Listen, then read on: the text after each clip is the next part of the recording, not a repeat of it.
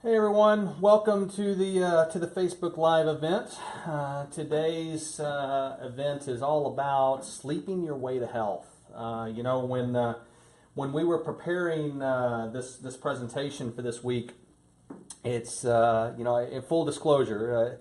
Sometimes I feel like when we're preparing these things, I have to look inside myself and say, Mark, you're about to teach some things that unfortunately you yourself struggle with adhering to. And in full disclosure, today is definitely one of those days. So we're going to talk about some stuff that I myself struggle with. Again, I am Mark Bennett. I'm the COO of ID Life, and we're here today to talk about sleep and its importance.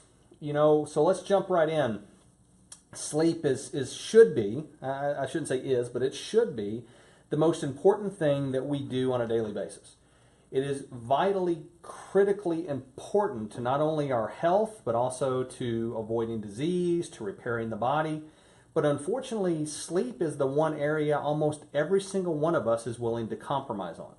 It seems like sleep is always that thing of, when we have that infamous excuse of time that we're willing to get less of in order to get more of the other stuff done. Especially as we get older, as we become adults, as we get active, sleep is that thing that it just eludes us, and as we're going to see today, is causing all kinds of problems for us. So how big of a problem is it? 75% of Americans struggle with getting adequate sleep. That's 75%. So, you do the math, 340 million Americans, that's a lot of people, over 250 million people that struggle every single time that they're trying to go to sleep. They're just not getting enough adequate sleep. It's either a time issue, or it's a commitment issue, or it could even be some things that we are doing to ourselves that we're going to talk about today with regard to some of the technological advances and all the other things that we deal with these days. One of the numbers, though, that is really important that I think we need to look at is this one right here. See, this is becoming an epidemic. We have teenagers, more than 50% of them in the U.S., that are getting at least 2 hours less sleep a night than is recommended every single night. Now, let's not forget, the brain stops developing at age 22 to 23. The bodies are continuing to develop well into the teens, for some young men, even into early 20s. We have all of these developing systems and organs and bodily functions and stuff that are being inhibited permanently as a result of this little issue right here. And a lot of this is contributing to unnecessary stress. Phones are a big issue, blue lights, and all these other things that we're going to talk about today. But this is one of those things we really need to get a handle on. And we need to really get our kids to understand they have to get adequate sleep. It's not something that should be compromised on. Let's go through some interesting facts about sleep. When we were going through and preparing this, it was very interesting to see some of the things that you may or may not be aware of. First, Guinness Book of World Records, you should know, no longer will record the longest period a person goes without sleeping because they consider it too dangerous to human health. So literally, the Guinness Book of World Records says no longer are we going to register this because we don't want people trying to stay awake for long periods of time. You should know, though, that Guinness is still doing, sword swallowing and glass eating. So if you're inclined to do those, they are not been deemed to be too dangerous. Trying to stay awake for too long of a period is dangerous. Sword swallowing, glass eating, perfectly okay. So just a fun fact about sleep. You should also know that humans are the only mammals that willingly delay sleep.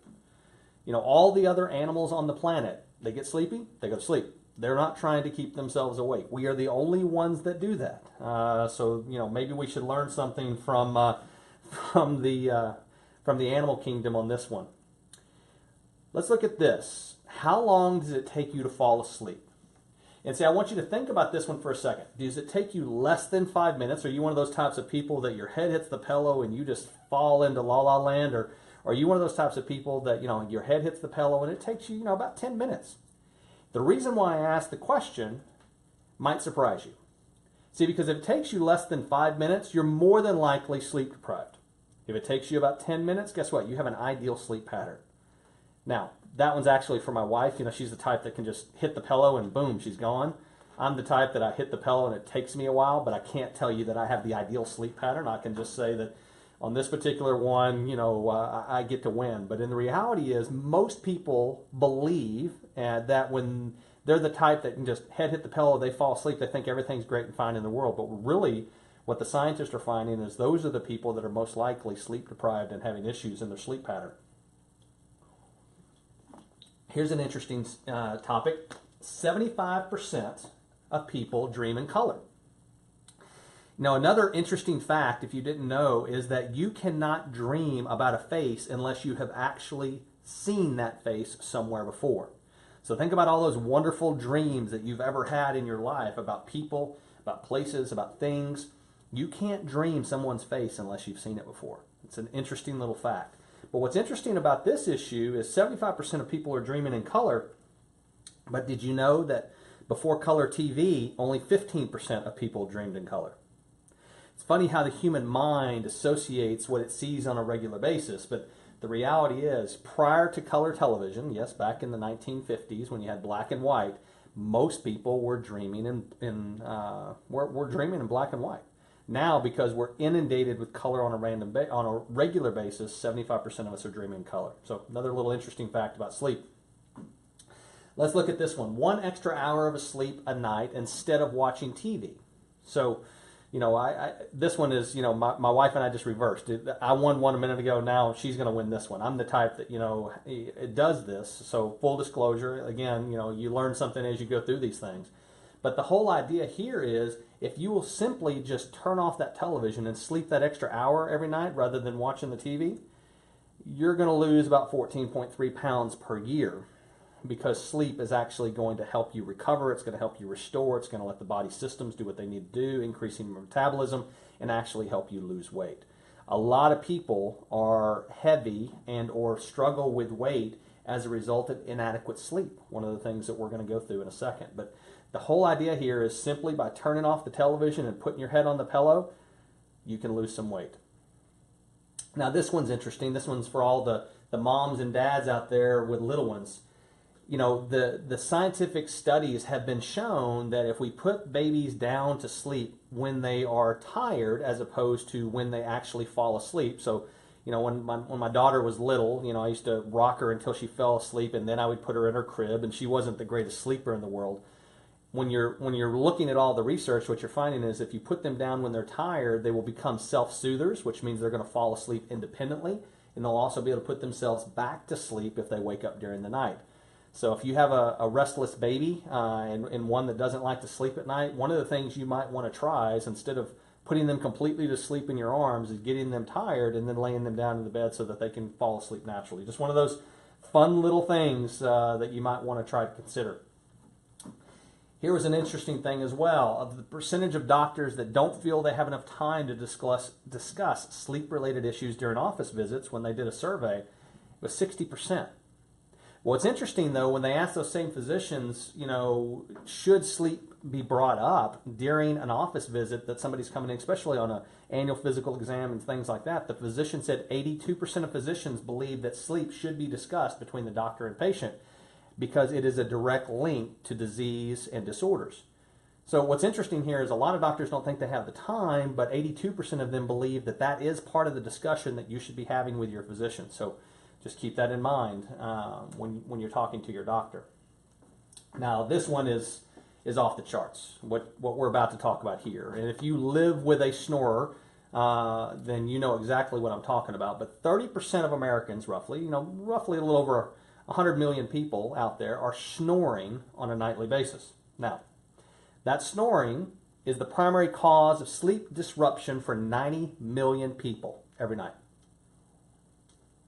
Let's let that set in for a second. Snoring is the primary cause of sleep disruption for 90 million Americans every single night. Now, what is that doing to us? Well, snoring partner will make the non-snoring partner wake up 20 times per night. Or another way to look at it, that is an average sleep loss of 1 hour every single night. So if you're sleep deprived, if you're waking up and you're tired and you don't feel like you're getting enough sleep, one of those wonderful things that you may have a discussion with your partner is about their snoring, because it very well may be that your sleep is being inhibited and it's actually causing you problems as a result of that snoring. So, there's all kinds of different gadgets and doodads and other things out there now, but I think the newest commercial I saw was for a bed that elevates, and what's funny is one of the spouses thinks that the other one is a snorer, so they lift them up and it stops, and then the other one starts snoring, and then the other one reaches over there and lifts them up. So it's funny, but at the same time it's not, because this is actually contributing to a lot of the disease and issues that we have. 36% of Americans are driving drowsy. This is driving to work every day. Now, what's interesting is when you're driving drowsy, you don't have the same attention that you normally do, especially if you're in traffic, when people all of a sudden stop in front of you, cut in front of you. As a result, a lot of accidents are caused by this one little issue. Just the driving drowsy, and here you are. This is the biggest issue. Let's talk about this one though. Staying awake for 16 hours is the same as having a blood alcohol content of 0.05. Now, that seems extreme, but it's kind of giving you an idea of what it's like when you get behind the wheel after, kind of a staying up.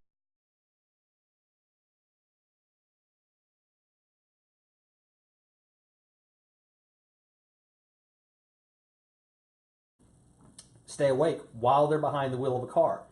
This is the exact same as somebody who decides that they want to drink and get behind the wheel. We have to understand and appreciate what our abilities are before we put ourselves in that type of situation. So just be cognizant if you're really sleep deprived and this is an issue for you, then jump on and make sure that you're taking care of yourself so that you can also take care of others.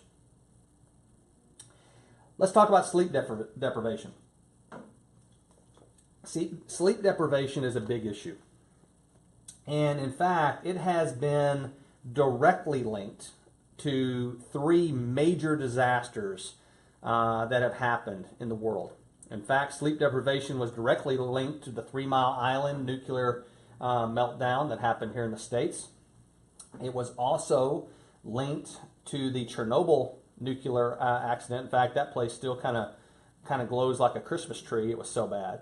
And of course, the one that most of us can remember because we saw it happen on live television, the Exxon Valdez disaster.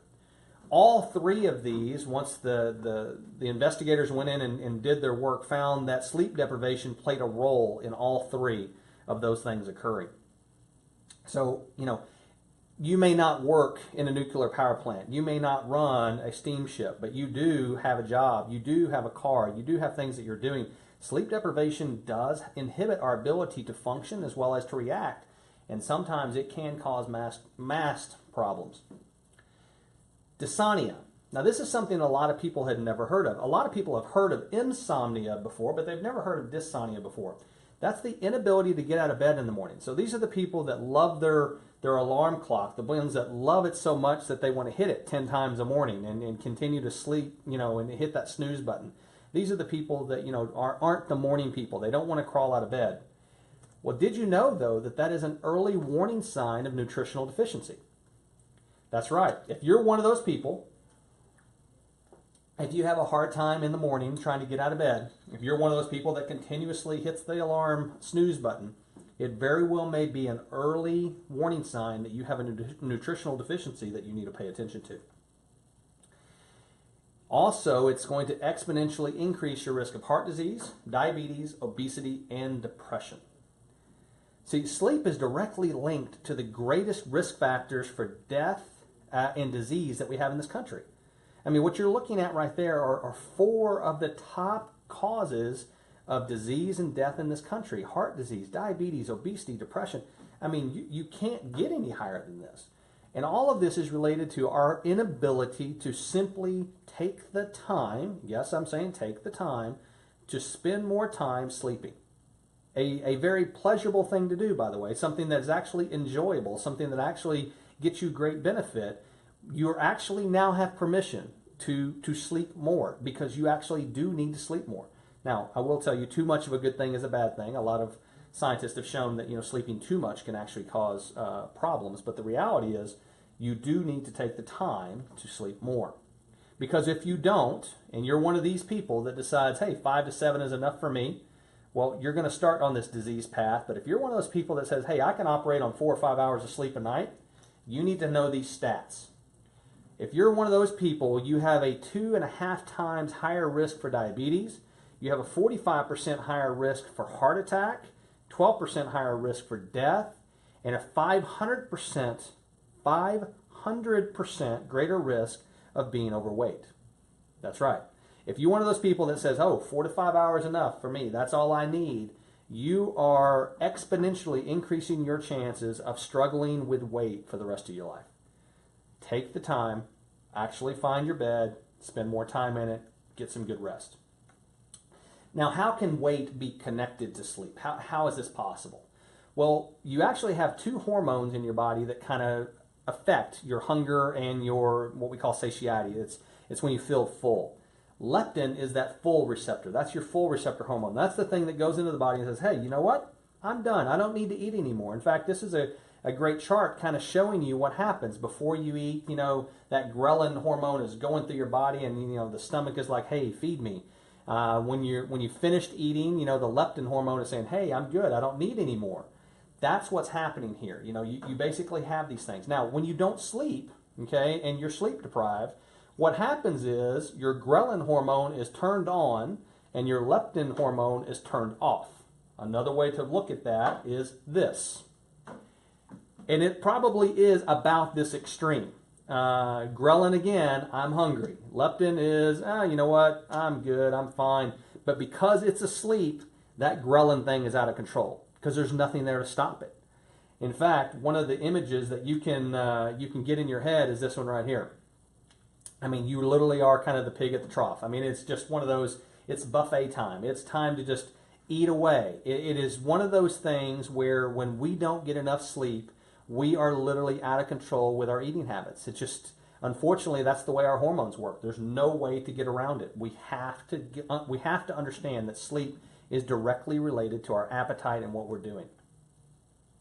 There's another thing that you need to understand about sleep, and that's the circadian rhythm.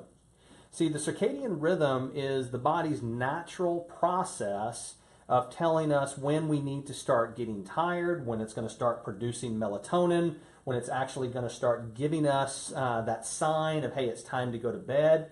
See, our bodies were designed to be in a particular rhythm, to go through a particular cycle, to have a particular process that we go through. Unfortunately, we do certain things that inhibit that natural rhythm. Let's start out with caffeine. See, this is a deadly cycle, you know, because most people think caffeine is the direct link to energy. And as a result, you know, I need caffeine when I lack energy. What most people don't understand is you lack energy because you didn't get sleep the night before. So as a result, you take caffeine to stay awake. Unfortunately, though, 40% of the population or more, they're still trying to get the numbers, but at least 40% of the population is a slow metabolizer of caffeine. So what does that mean? What that means is if you're going to consume caffeine after about 1 or 2 o'clock in the afternoon, which a lot of people do, you have just created a situation from a metabolic standpoint where you will not be falling asleep until 11 or 12 o'clock at night, or your body won't start to naturally produce the melatonin it needs in order to actually go to sleep naturally. So in other words, what you're doing is you're trying to give yourself energy, and what you're actually doing is inhibiting your sleep cycle.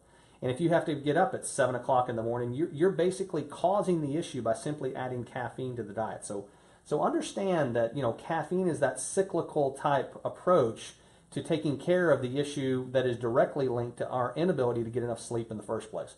So we link it to energy, but, you know, one of the other things you should be looking at is, am I getting enough sleep? Let's talk about melatonin. You know, melatonin is the body's natural hormone that is produced to say, hey, it's sleepy time. It's time for me to go to sleep. Well, unfortunately, we are inhibiting our natural production of melatonin by something called blue light.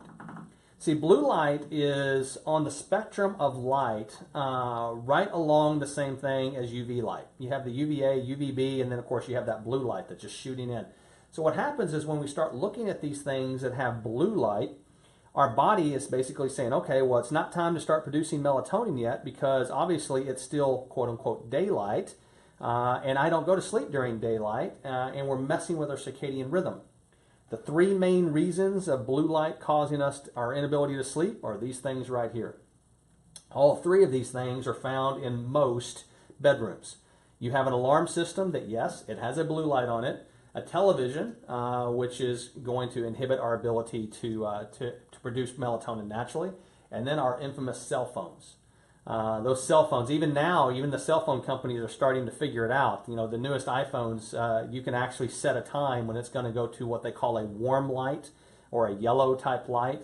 The whole idea behind that is so that you can still be looking at your phone and it's not a blue light, so it won't inhibit your body's natural production of melatonin.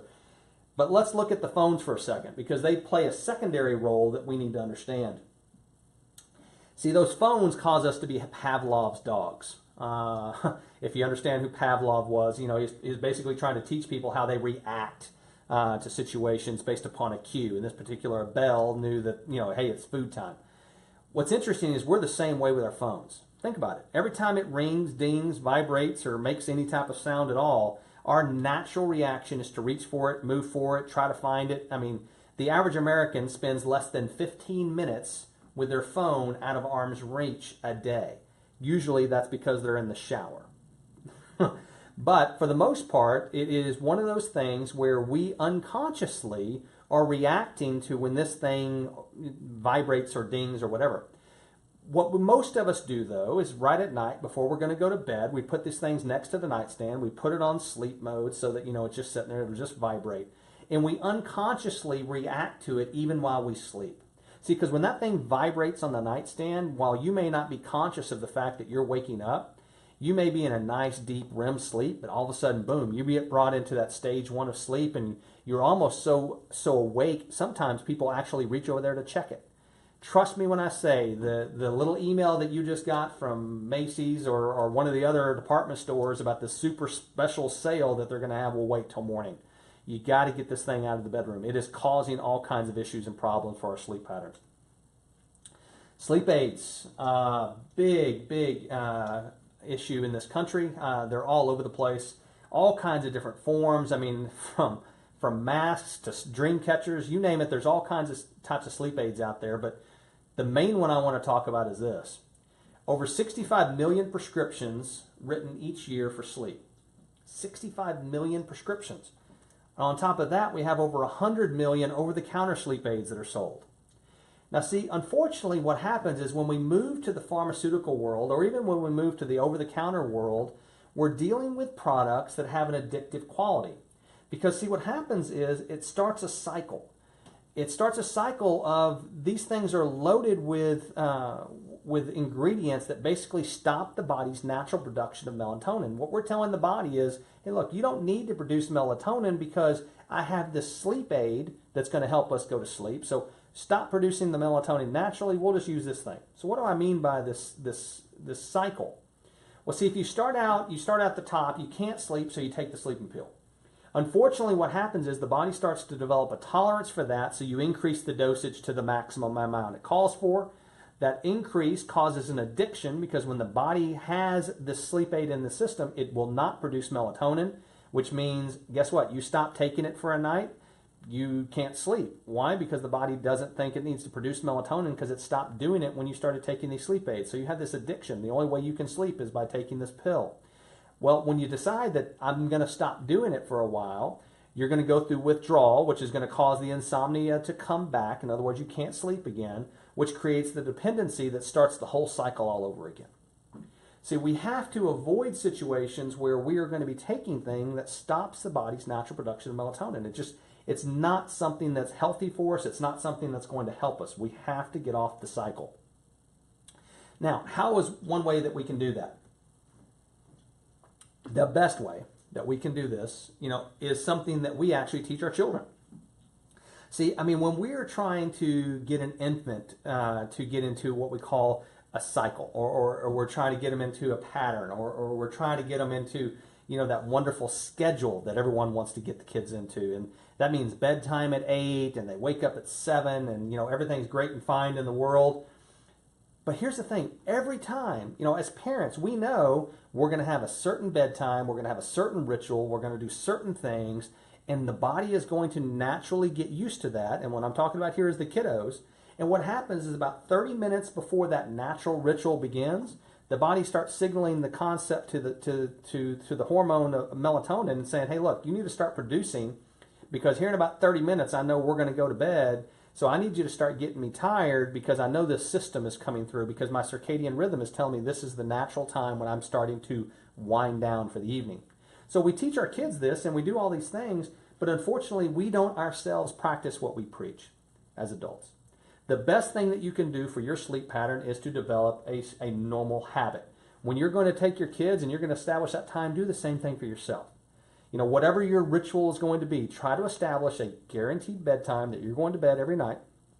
You know, try to keep to it the best you can, and watch how your sleep naturally improves itself. Watch how your body starts to naturally produce melatonin.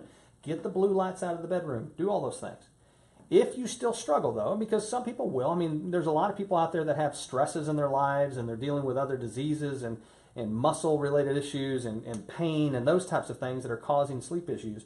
If, in fact, you do need something to help you, what you need to be looking for is something that has, you know, these types of things. You need to find something that's non-habit forming, has non-habit forming ingredients that can help you fall asleep easily, not something that's going to just completely knock you out. Something that's going to help you sleep soundly, but most importantly, help you wake refreshed. The good news is that at ID Life, you know, we've developed that. It's a simple little sleep strip that you put on your tongue or the inside of your cheek. Within 20 to 30 minutes, you're going to fall asleep easily, you're going to sleep soundly, and you're going to wake refreshed. The whole reason why we created this non-habit forming ingredient formula was to try to help people get away from the pharmaceuticals, the over-the-counter sleep aids that are so addictive. And more importantly, just try to help people getting back into a natural sleep cycle and understand the importance of sleep. That's why this came out. See, I hope you've gotten some benefit from today, because if nothing else, what you now have is permission to sleep more. Again, enjoyable, something that can really, really help you help yourself. And in fact, remember, from a disease standpoint, from a weight standpoint, from an obesity standpoint, probably the thing that is inhibiting you the most from getting the outcomes and the results that you're looking for is lack of sleep.